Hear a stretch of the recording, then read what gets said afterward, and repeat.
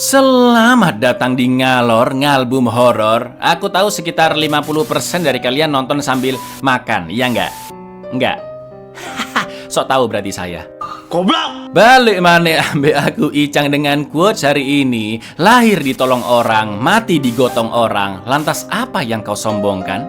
Ih, sedap.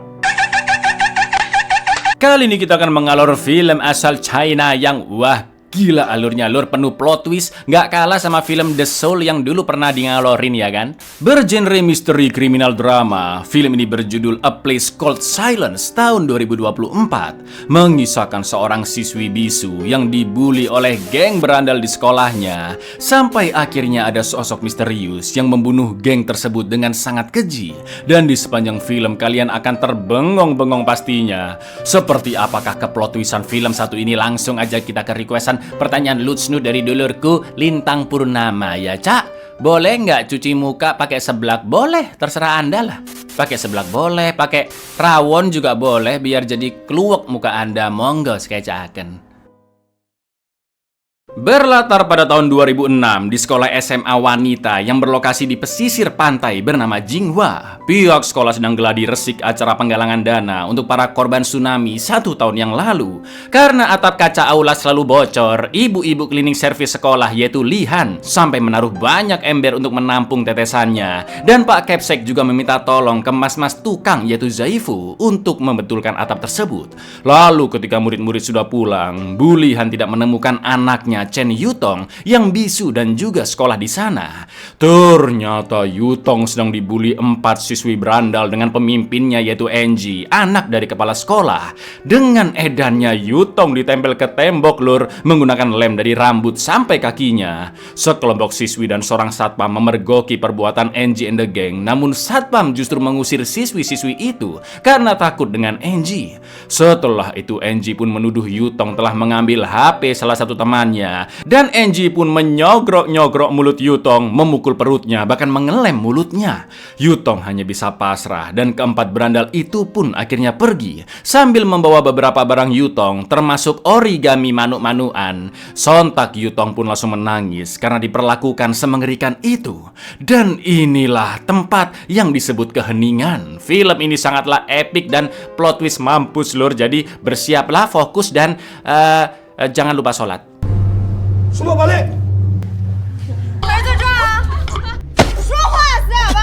大梅，你说话呀！ Setelah mencari ke seisi sekolah, betapa terkejutnya Lihan menemukan putrinya yang dibully sangat kejam dan rambutnya pun terpaksa dipotong. Lihan langsung memeluk Yutong dengan tatapan penuh amarah karena sebagai orang kecil mereka diperlakukan semena-mena.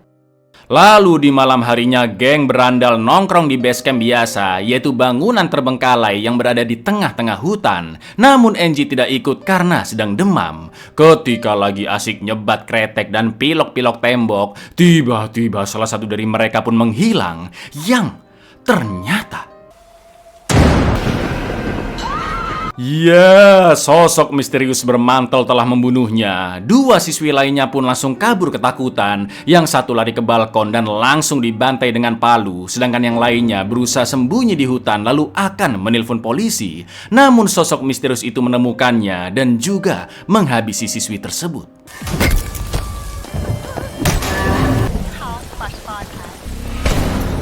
Scene pun beralih ke Yutong yang sedang menemani ibunya memetik jeruk nipis di kebun kecil milik mereka yang berada di rooftop gedung apartemen. Sampai akhirnya mereka mendengar suara ringtone HP di kejauhan dan begitu dilihat ternyata ada seseorang yang sedang memantau juga merekam kegiatan mereka.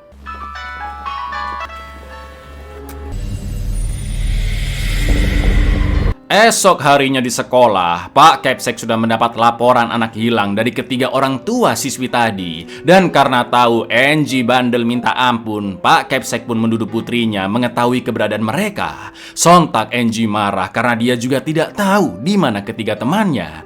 Setelah itu Bu Lihan menghadap Pak Kepsek dan meminta agar Yutong kembali ke kelas berkebutuhan khusus seperti dulu. Dengan alasan Yutong kesulitan bergaul bersama teman-temannya di kelas reguler. Dan Pak Kepsek Capsek pun akan memikirkannya terlebih dahulu. Setelah itu Lihan memberikan minuman jeruk nipis hasil petikannya semalam yang juga dibagikan ke semua guru sekolah. Dan Lihan memberitahu bahwa pohon-pohon jeruk nipis itu ditanam oleh suaminya. 他之前也跟特教班的同学相处的比较好吗？我认为小童还是转回特教班对他比较合适。这对咳嗽有效， 去茶香就知道。 下次我再偷加一点。 Karena sudah 2 hari ketiga siswi masih juga belum pulang, 3 detektif dengan pemimpinnya bernama Dai mendatangi base camp geng berandal setelah mendapat informasi dari Angie jika malam itu mereka nongkrong di sana. Ketiga detektif ini tidak mendapat petunjuk berarti dan hanya menemukan origami Mano yang mana itu milik Yutong, ya kan? Mereka pun lanjut datang ke sekolah dan menginterogasi Yutong karena dari kesaksian beberapa murid, dialah yang terakhir kali bertemu ketiga siswi itu. Namun tentunya murid-murid ini tidak berani memberitahu jika Angie DKK telah membuli Yutong. Sebagai ibu, Lihan pun melindungi putrinya yang pasti merasa ketakutan dan Lihan ingin mengejak Yutong pulang sampai dia bisa tenang dan mau memberikan informasi.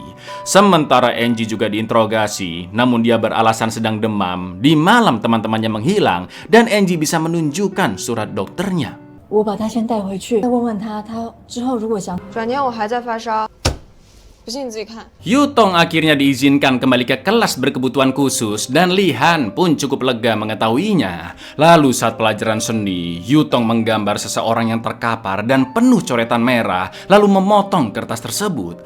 Ketika pulang sekolah, salah satu orang tua siswi berandal membagi-bagikan selebaran anak hilang ke para murid agar mereka bisa memberitahu informasi jika mengetahui sesuatu, termasuk ke Lihan dan Yutong, namun mereka mengaku tidak melihat putrinya. 李小姐，你有看到小晴吗？没有看到，你不要骗阿姨好吗？如果看到，我们一定马上通知你。 Sebelum pulang, mereka pun mampir ke warung langganan di seberang gedung apartemen dan Lihan beli kebutuhan sembako sambil menelpon suaminya. Lalu ketika sampai di apartemen, Lihan pun disapa oleh si pemilik gedung, sebut saja Marpuah, dan ternyata ada penyewa apartemen baru yaitu si mas-mas tukang Zaifu yang memang sudah kenal dengan Lihan. Zaifu juga bergabung ke sebuah yayasan amal dan yayasan itu sering bekerja sama dengan sekolah SMA Jinghua.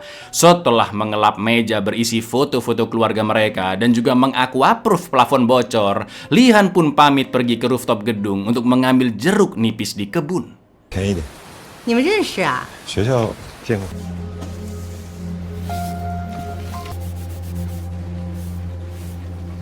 你留在家里，我去加警局。 Sementara itu di hutan, Angie chat-chatan dengan salah satu temannya untuk bertemu di bis terbengkalai dekat base camp. Yang tentunya si pembunuh lah yang membalas chat tersebut, ya kan? Tanpa rasa curiga sedikit pun, Angie nyebat kretek di dalam bis. Dan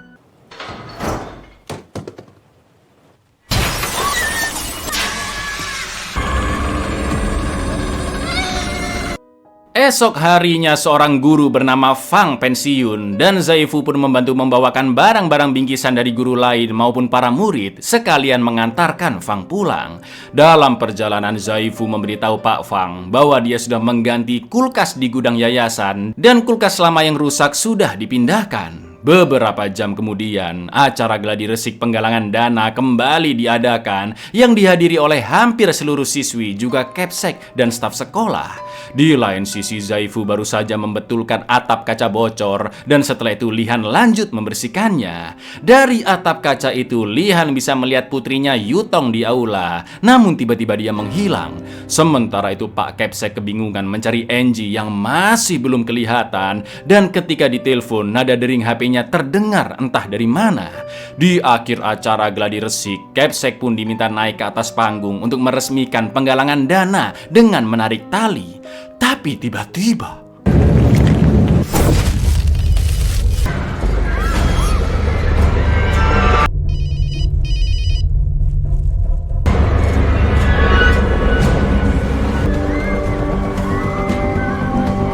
Seluruh orang pun histeris melihat mayat Angie digantung dan polisi bertanya ke Pak Kepsek apakah akhir-akhir ini ada orang mencurigakan di sekitar sekolah. Beliau memberitahu tentang laporan dari para guru dan murid bahwa ada pria bermantel dan bermasker yang sering merekam video diam-diam. Pak Kepsek pun mencurigai Zaifu yang merupakan pekerja sosial di yayasan, juga tukang di sekolahan. Setahun yang lalu rumahnya dihantam tsunami, namun dia dan putrinya Hui Jun masih selamat. Pak Fang yang datang menolong mereka pun merekomendasikan Zaifu menjadi tukang di sekolah untuk mendapat uang tambahan. Akan tetapi naasnya suatu hari putrinya Zaifu tewas kecelakaan dan sejak saat itu Pak Kepsek sering melihat Zaifu yang memperhatikan siswi-siswi di sekolah dengan tatapan aneh karena Hui Jun juga seumuran dengan mereka. Di lain sisi, Lihan masih terus mencari di manakah Yutong berada namun tidak kunjung ditemukan. Lihan akhirnya pulang ke apartemen, namun putrinya juga tidak ada di sana maupun di kebun rooftop. 拿着相机不懂怎拍摄，你拍什么呢？只是有一天他女儿突然发生去世了，然后共建慈善叫林在福，从那以后呢，跟他女儿年龄相就会有异样了。小童， Lihan pun mengecek CCTV warung langganannya dan melihat rekaman beberapa saat yang lalu di mana Zaifu sedang mengirim barang-barang termasuk kulkas yang rusak di depan apartemen. Lihan langsung mendatangi unit apartemen Zaifu karena mungkin dia melihat putrinya Yutong. Namun Zaifu sedang tidak ada di sana dan betapa terkejutnya Lihan melihat ada bekas darah di pinggir pintu juga di jendela gedung dan ada pengait jam tangan di dekat sana. Lihan segera mengecek keluar apartemen dan sesuai dugaannya dia menemukan jam tangan Yutong yang terjatuh ke selokan. Sontak Lihan pun membayangkan apa yang terjadi di mana Yutong yang baru sampai apartemen diculik oleh Zaifu dan diseret menuju ke unitnya. Yutong pun sempat berontak, tangannya berdarah dan jam tangannya menggores tembok sampai akhirnya jam itu pun kecantol di jendela lalu terjatuh ke selokan.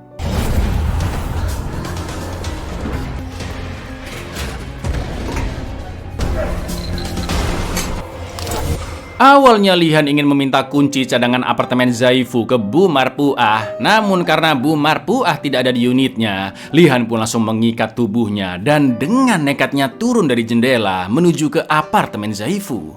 Lihan sempat terpeleset dan tangannya pun menancap ke baut, namun Lihan terus menguatkan diri dan berhasil masuk ke apartemen Zaifu karena jendelanya tidak dikunci.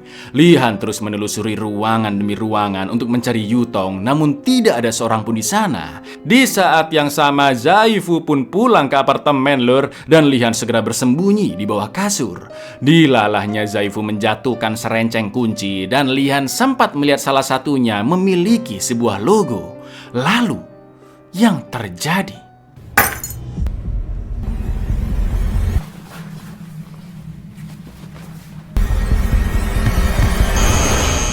Untungnya Bu Marpuah datang dan meminta bantuan Zaifu mengantarkannya ke Yayasan Amal karena dia ingin memberikan sodakoh. Ketika Zaifu dan Marpuah pergi, Lihan pun segera keluar lewat jendela dan akan mengobati lukanya ke klinik. Namun ternyata detektif Dai ada di sana dan dia membantu mengobati tangan Lihan. Setelah itu Dai bertanya kenapa Lihan langsung pulang begitu Angie ditemukan tewas. Lihan pun menjelaskan bahwa putrinya tiba-tiba menghilang dan memohon kedai agar mencari keberadaannya. Lagi-lagi mereka mengecek CCTV warung dan sebelum pergi dengan Bu Marpuah, Zaifu terlihat membuang kresek-kresek hitam dari mobilnya. Sontak Lihan langsung mendatangi truk sampah yang baru saja mengambil dari tong apartemen dan Lihan pun mengublek-ngublek semua kresek hitam namun dia tidak menemukan barang mencurigakan. Lalu tiba-tiba terdengar suara ringtone HP yang sama dari pria yang tempo hari merekamnya. Begitu melihat pria bermantel itu, Lihan pun segera mengejar diikuti oleh Dai dan untungnya pria itu tertabrak mobil. Meskipun gak kencang tapi sudah cukup lah untuk membuatnya terkapar lur. Dan ketika maskernya dibuka, Remaja itu bernama Wang dan dia adalah anak dari detektif Dai. Ternyata Wang hobi merekam wanita-wanita random, hobi melihat pakaian dalam mereka, termasuk anak-anak di SMA Jinghua. Wang juga sering merekam kegiatan Lihan dan Yutong karena sepertinya Wang tertarik dengan Yutong. Jadi sudah jelas jika Wang bukanlah pelaku yang menyerang geng berandal, ya kan lur? Ketika Dai bertanya kenapa anaknya merekam-rekam seperti itu, Wang pun malah tertawa dan langsung dihajar oleh Dai. Ternyata kebiasaan Wang merekam wanita sudah pernah terjadi dan dulu Dai juga memukulinya. Kemungkinan Wang ini kurang kasih sayang dari orang tuanya lur, ditambah lagi didikan Dai yang terlalu keras hingga membuat Wang mengalami penyimpangan sosial. Akan tetapi dari rekaman-rekaman Wang terlihat Yutong yang memang diseret oleh Zaifu ke unit apartemennya. Begitu melihat video tersebut, Lihan yang emosi pun bertanya ke Wang mengapa dia tidak melaporkannya ke polisi dan menolong putrinya. Namun Wang hanya mengatakan justru apa yang dilakukannya adalah untuk melindungi Lihan. 你看他那个样子，你为什么不是我女儿？ 我是在保护你啊。 Mendengar perkataan Wang, Dai pun langsung mengecek video-video lainnya dan ternyata Wang juga sempat merekam saat Lihan menyiksa Yutong lur. Dan menurut Dai itu adalah kejahatan yang serius. Namun Lihan beralasan jika pemukulan itu dilakukan demi kebaikan Yutong dan untuk memberinya pelajaran karena melanggar aturan. 叫你不要去跟别人接触，为什么不听？几次？我叫几次你听不懂？看你以后还敢不敢？我是为你好啊，我在保护你。我帮你去找你，找到之后呢，就能将他约到人。 Gak pakai lama polisi pun dikerahkan untuk mengecek satu persatu unit apartemen. Namun Zaifu tidak ada karena masih mengantar Marpuah, ya kan?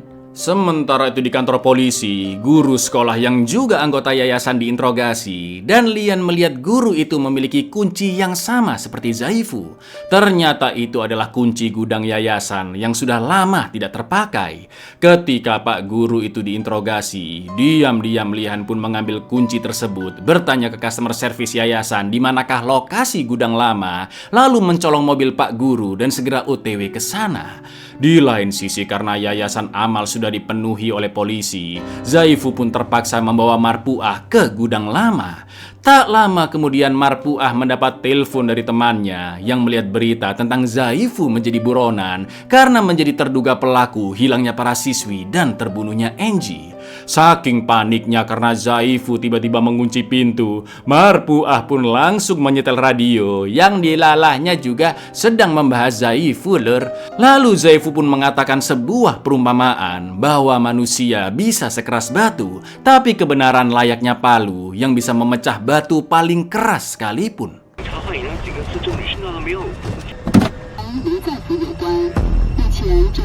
人可以像石，但真理就像一把刀，可以砸碎顽石。 Lihan akhirnya sampai di dekat gudang lama dan melihat seekor anjing yang memakan sesuatu di balik dedaunan yang ternyata ada seonggok tangan terkubur lur. Betapa terkejutnya Lihan melihat itu dan segera menggali tanah untuk memastikan mayat itu bukanlah Yutong. Ketika dibuka ternyata mereka adalah ketiga siswi berandal yang dibunuh di awal film lur. Dengan begini sudah jelas bahwa pelakunya memang Zaifu dan Lihan pun sangat emosi karena Yutong masih belum ditemukan, entah di mana Zaifu meletakkan mayat putrinya.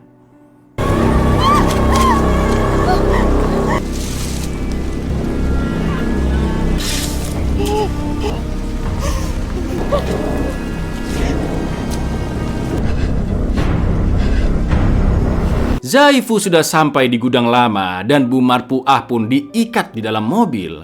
Begitu masuk ke gudang, Zaifu teringat dengan kejadian kelam di masa lalu. Dan disinilah kita diperlihatkan apa yang terjadi dengan putrinya Huijun. Zaifu hanya tinggal berdua dengan Huijun. Mereka hidup sangat sederhana dan ternyata Yutong adalah sahabat baiknya Huijun. Di hari ultahnya, Huijun meminta ayahnya untuk naik perahu saat nanti dia sudah pulang sekolah. sekolah. Akan tetapi Wijun juga korban bully dari geng berandalnya Enji. Dia dibawa ke rooftop dan dipaksa memakai mahkota dari tangkai mawar yang penuh duri hingga kepalanya berdarah. Sangat biadab memang, Krik. Tidak sampai di sana, Lur. Wijun dipukuli, rambutnya juga dipotong lalu dimasukkan ke dalam air dan dia dipaksa meminumnya. Perbuatan keji ini direkam oleh salah satu teman Enji dan mereka juga melempar-lempar burung merpati yang diselamatkan oleh Wijun.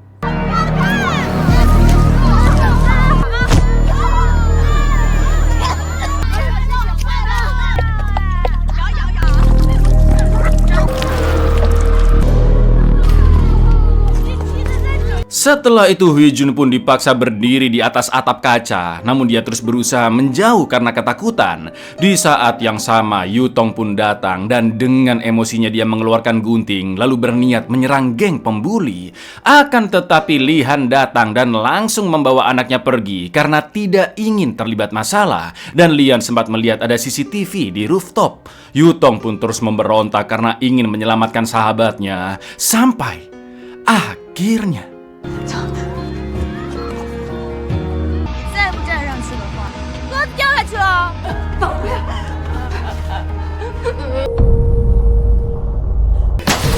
Ya, Wijun pun terjatuh dan saking paniknya geng pembuli langsung kabur hingga HP yang dibuat merekam terjatuh. Betapa terpukulnya Yutong melihat sahabatnya tewas dan beberapa hari kemudian Zaifu menemukan HP yang terjatuh tadi di lokernya. Begitu melihat video pembulian itu, Zaifu pun hanya bisa menangis melihat putrinya diperlakukan seperti itu.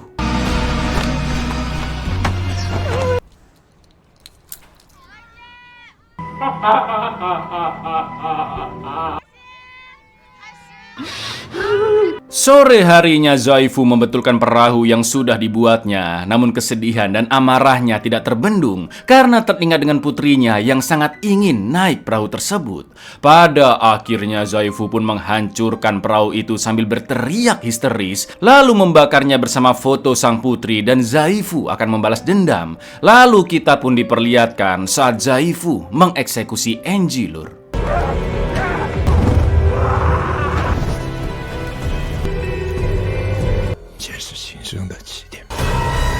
Zaifu pun berjalan ke ujung gudang dan ternyata di sana ada Pak Guru Fang yang sudah dirantai dan beberapa hari terakhir telah disiksa. Zaifu memberitahu bahwa keempat siswi biadab itu sudah dia bunuh dan menuai apa yang mereka tabur. Pak Fang pun memohon ampun dan meminta maaf karena sebagai manusia dia pasti melakukan kesalahan. Usut punya usut, di saat Wijun terjatuh, Pak Fang yang terkenal guru paling baik dan bijak di sekolah sedang memberikan pelajaran kehidupan ke murid-muridnya di aula dan Pak Fang melihat keempat pelaku di rooftop. Tak lama kemudian Zaifu yang membawakan kue ultah datang ke sekolah dan sangat terpukul melihat Wijun tewas mengenaskan. Sambil menggendong jasad sang putri, Zaifu bertanya ke semua orang bagaimanakah Wijun bisa terjatuh dari rooftop. Namun mereka semua hanya bisa terdiam. Di lain sisi terlihat Pak Kepsek yang berbisik ke Pak Guru Fang agar tutup mulut dan kemungkinan Fang sudah dijanjikan uang atau kenaikan jabatan. 回去就不能睡，回去，为什么？求求我们行不行？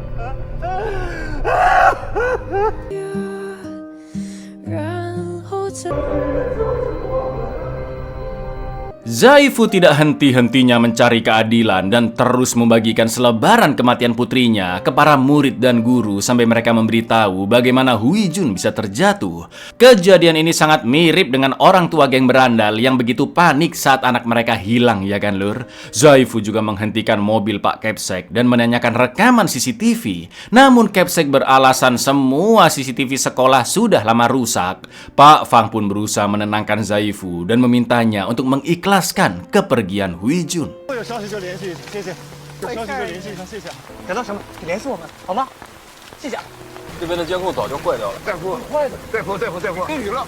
不是监控怎么能坏嘛？已经发生了的事情就没有办法改变了。Karena merasa ada kejanggalan yang terjadi, Zaifu meminta bantuan kepolisian untuk mengecek rekaman CCTV. Namun Zaifu langsung diusir karena kepala polisi menganggap Huijun sengaja bundir dari rooftop, dan betapa terkejutnya dia melihat Pak Kepsek ada di ruangan kepala polisi. Atau dengan kata lain, Lur, Kepsek juga menyogok polisi agar tidak mengusut kasus tersebut. Sekarang Zaifu menyiksa Pak Fang karena dia adalah saksi mata yang mengetahui pelaku-pelakunya secara langsung, namun tetap bungkam. Tapi tiba-tiba, 我女儿回不来了，你为什么不能？我只是个人。我女儿呢？ Lihan datang menyerang dan Pak Fang sempat melindungi Zaifu hingga palu mengenai endasnya. Zaifu mengatakan bahwa dia sudah mengubur Yutong di kebun jeruk nipis apartemen, dan mendengar itu sontak Lihan makin emosi lalu menyerang secara membabi buta. Dan 把你女儿埋在花圃里了。 给我！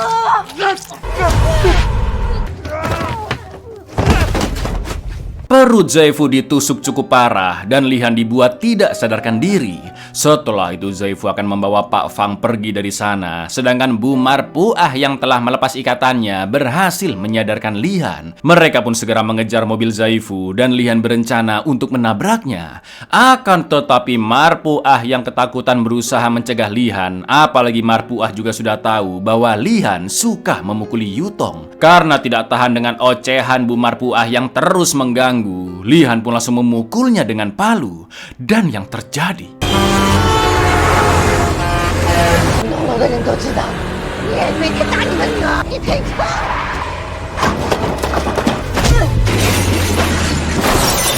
untungnya Lihan masih hidup. Dia langsung mendatangi Zaifu dan terus bertanya di manakah putrinya berada. Saking emosinya Lihan menusuk pipi dan dada Zaifu dengan pecahan spion. Namun sambil tersenyum Zaifu mengatakan jika mereka sama-sama seorang pendosa dan memberitahu bahwa sekarang Yutong sudah bebas.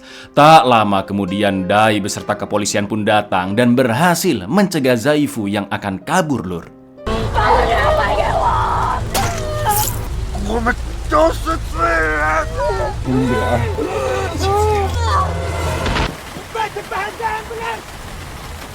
没打中，还活着呢。这儿还有一个。 Scene pun flashback ke 5 tahun yang lalu ketika Lihan yang masih bekerja sebagai akuntan baru pulang ke apartemennya dan begitu terkejut saat membuka pintu kamar mandi. Ternyata suaminya, sebut saja Paijo, sudah pulang sehari lebih cepat dan mereka baru menikah selama 2 tahun, Lur. Itu artinya Lihan sudah bercerai dengan suami pertamanya dan Paijo adalah ayah tiri dari Yutong. Meski saat PDKT Paijo terlihat baik dan perhatian, namun siapa sangka ketika menikah dia menjadi sosok mengerikan bak monster yang suka menyiksa Lihan dengan brutal. Setelah itu Lihan pun diusir keluar dari apartemen dan kunci cadangannya dibuang keluar gedung.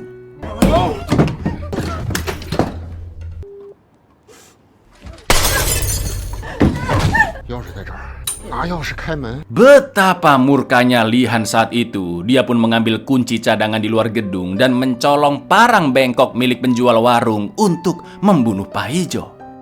Kembali ke masa sekarang, Zaifu yang sudah diobati dibawa ke kantor polisi dan sudah banyak awak media yang menunggunya. Saat masuk ke dalam, Dai pun langsung menanyakan pesan-pesan aneh di kertas yang ditemukan di apartemen Zaifu. Seperti polisi datang ke sekolah, tanggal gladi resik yang terakhir, dan juga tolong aku. Dai pun bertanya apa yang dilakukan Zaifu terhadap Yutong karena dari bukti rekaman terlihat jelas jika Zaifu membawa Yutong ke dalam apartemennya. Jawaban Zaifu masih sama bahwa Yutong ada di kebun jeruk nipis di rooftop gedung. Saat itu juga polisi langsung mengerahkan asu-asu pelacak yang berhasil mengendus sesuatu. Di lain sisi anak buah Dai baru sadar jika pesan-pesan itu ditulis di kertas origami dan dia pun teringat dengan origami Mano yang ditemukan di base camp gedung terbengkalai. Total ada 4 origami Mano dan ketika dibuka lalu disatukan, ternyata itu adalah gambar yang pernah dibuat Yutong saat dulu sahabatnya Huijun masih hidup. Gambar yang sama seperti yang dia buat, Lur, setelah insiden pembulian lem tembok, yaitu seseorang yang berceceran darah dan terkubur di bawah kebun jeruk nipis.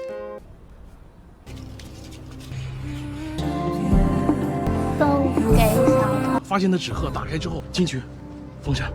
Begitu melihat gambar tersebut, Dai pun teringat bahwa selama penyelidikannya, dia menemukan kejanggalan di apartemen Lihan, di mana jas dan sepatu suaminya ada. Namun Lihan selalu mencari putrinya sendirian tanpa ditemani Paijo, ya kan? Betul sekali, Lur. Paijo sudah tewas dibunuh dan mayatnya dikubur oleh Lihan di bawah kebun jeruk nipisnya. Lihan juga membuat semua orang percaya jika suaminya Paijo masih hidup, seperti berpura-pura menelpon suaminya di hadapan Pak pemilik warung, padahal nomor itu tersambung ke HP milik Yutong. Rutin mencuci barang-barang Paijo, khususnya jas dan sepatu, sampai mengatakan ke para guru jika minuman buatannya diambil dari pohon jeruk nipis yang ditanam oleh suaminya. Saat menyelidiki apartemen, Dai juga menemukan buku catatan Lihan yang menceritakan tentang pembulian yang dialami putrinya Yutong.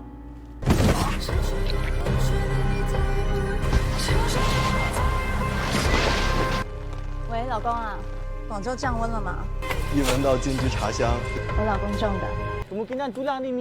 是吧？你喊老公。 Dai pun bertanya di manakah sebenarnya Yutong berada, dan lagi-lagi Zaifu mengatakan hal yang sama, bahwa Yutong sudah bebas. Tak lama kemudian keluarga korban dan awak media menerobos masuk sampai ke rooftop. Situasi pun semakin kacau dan akhirnya Zaifu memutuskan untuk bundir lompat dari rooftop karena dendamnya sudah terbalaskan, termasuk ke Lihan dengan memberitahukan lokasi mayat Paijo. Karena saat itu Lihan bisa membantu menyelamatkan putrinya Huijun, namun malah mencegah Yutong karena tidak ingin terlibat masalah.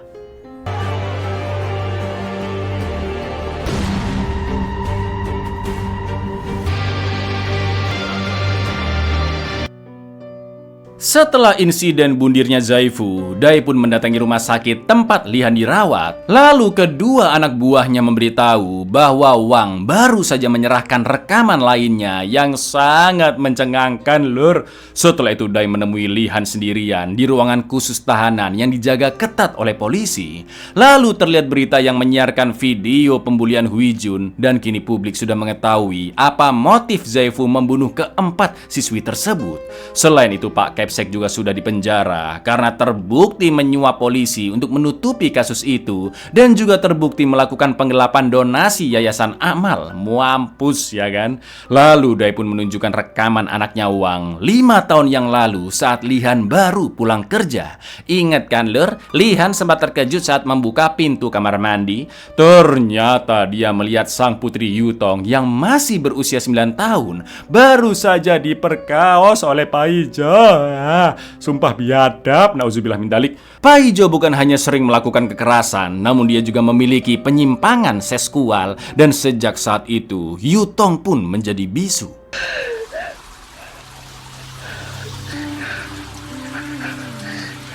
Melihat ibunya yang diseret keluar apartemen dan rasa benci yang amat sangat ke ayah tirinya, diam-diam Yutong pun mengambil gunting, dan ketika si bejat Paijo akan melakukan aksinya lagi, tiba-tiba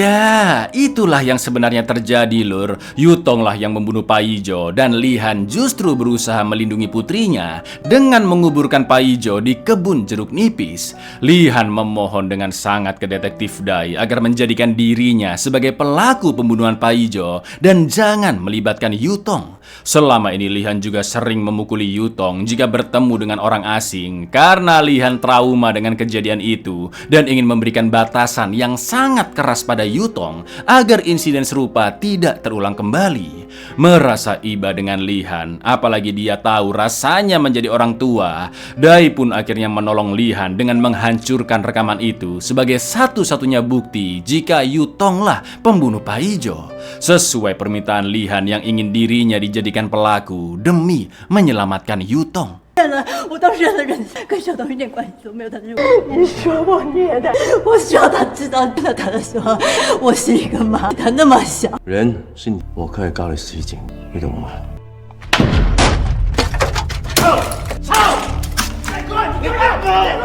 Sementara itu Yutong ternyata sedang berada di kulkas rusak lur yang sebelumnya dikirim Zaifu ke suatu pedesaan yang sangat jauh. Usut punya usut, setelah kematian Huijun, Yutong lah yang menemukan HP teman Enji yang terjatuh dan meletakkannya ke dalam loker Zaifu agar dia bisa melihat rekaman pembulian itu.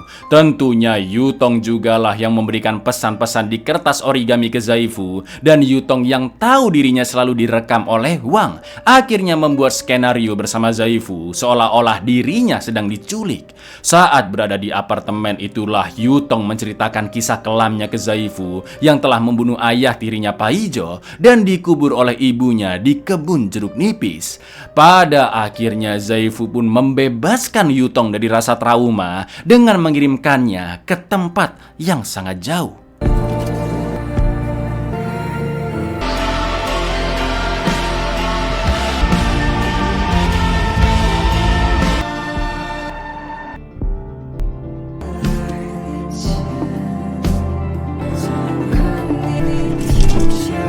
Di akhir film, terlihat Zaifu dan Huijun yang sedang menaiki perahu sebagai penggambaran bahwa mereka telah bertemu di alam sana dan Zaifu telah menepati janji hadiah ultah ke putrinya. Sementara itu, Dai dihukum 3 tahun penjara karena membantu terdakwa Lihan menghancurkan barang bukti.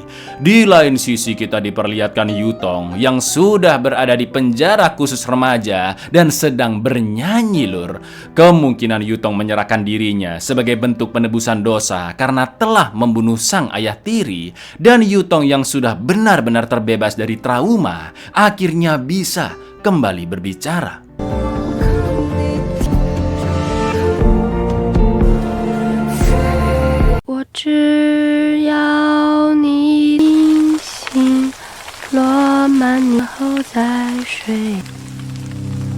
Buyar, Gila, plot twistnya berapa kali film ini, kalian hitung sendirilah lur. Banyak sekali isu-isu sosial yang disinggung ya kan, khususnya bullying dan betapa pentingnya parenting lur. Karena pendidik pertama adalah orang tua, bukan hanya didikan akademis tapi juga moral lur. Itu yang paling penting. Assalamualaikum.